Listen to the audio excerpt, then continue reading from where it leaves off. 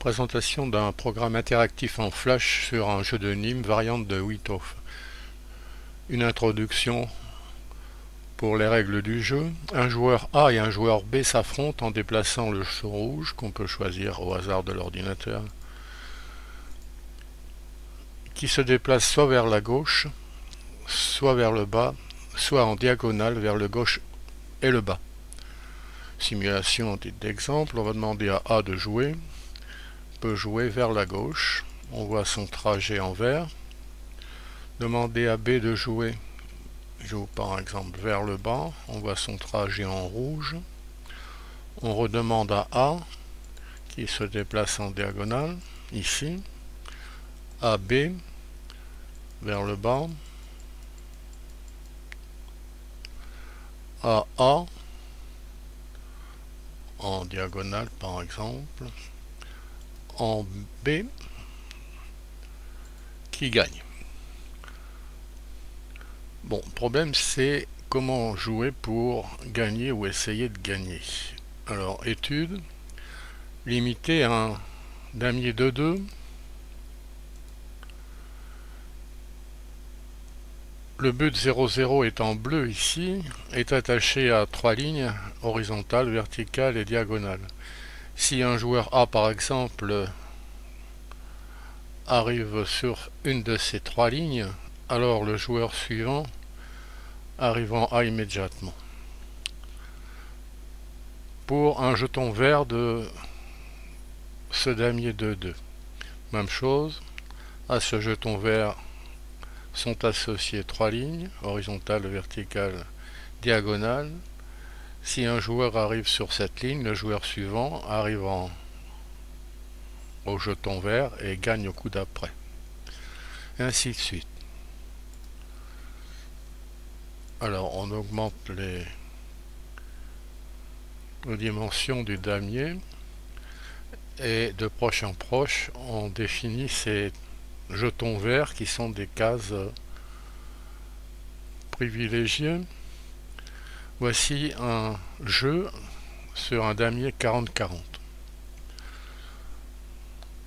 Alors on va simuler un jeu. A va jouer. Alors l'idée pour gagner c'est d'aller sur une case verte. Voilà qui est fait. AB de jouer. Bon, il va où on veut. A de jouer, il va aller sur une case verte qui est encore disponible ici. AB de jouer.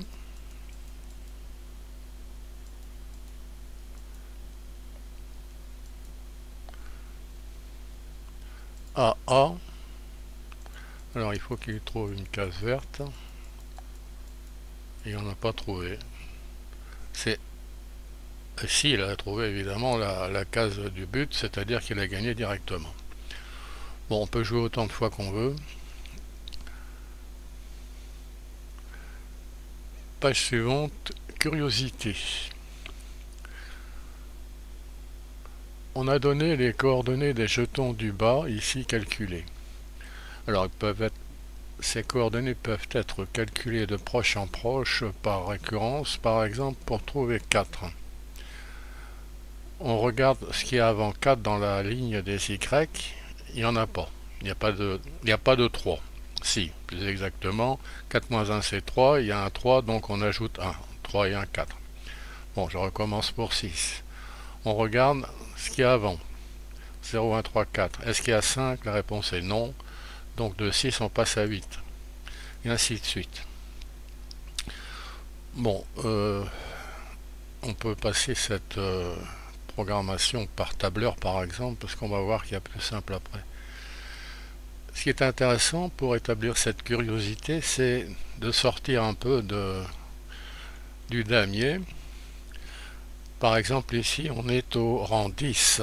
On a tracé la ligne qui joint le but à la case ici. Pour le rang 10, c'est la case 26-16. 26-16, c'est ce point-là. On a bien cette droite.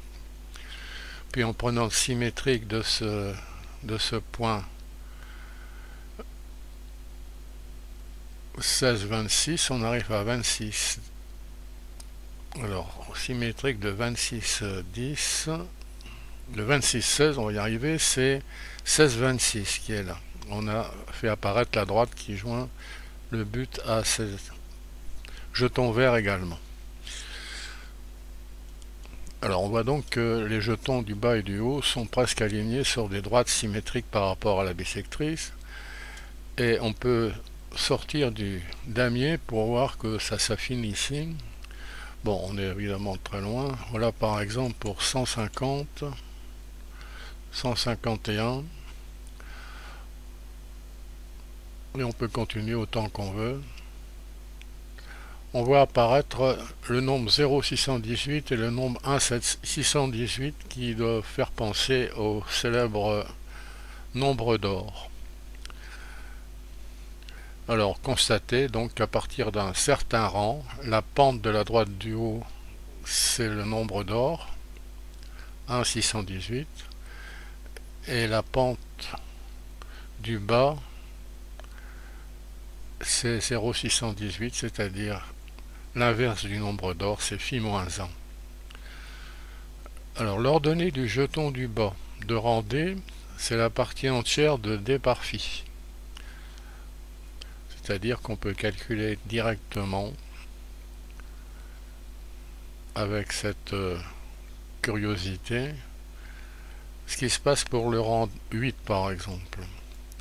La partie, l'ordonnée du jeton, on a trouvé 12 ici. C'est la partie entière de 8 φ. Et l'abscisse, c'est la somme de l'ordonnée et de D. Ici, par exemple, l'abscisse, c'est 12 plus 8. Les coordonnées du jeton du haut sont obtenues en permutant celles du jeton du bas. Par exemple, si on considère ici 20-12, le symétrique, c'est 12-20. On rappelle que le nombre φ c'est environ 1,618, etc., etc. Et on a les arrondis d'ordre 3 au millième ici, qui sont utilisés dans ces curiosités.